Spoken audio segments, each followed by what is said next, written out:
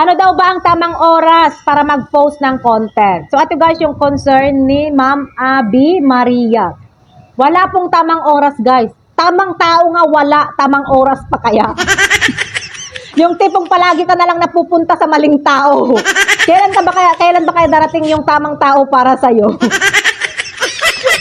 So ano ka ba yung topic natin? Nawala na, nakalimutan ko na. So lahat naman po ng oras guys ay pwedeng mag-post. Pwede mo pong i-check doon sa insight mo kung anong oras yung pinakamaraming active sa mga audience mo para doon ka mag-post.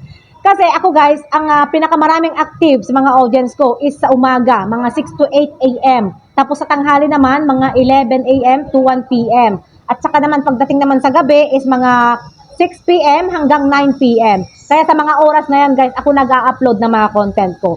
Kasi kung nag-post tayo ng mga content natin doon sa patay na oras, for example, yung mga oras na busy yung mga tao sa mga trabaho nila, mahirapan po tayong makakuha ng maraming views.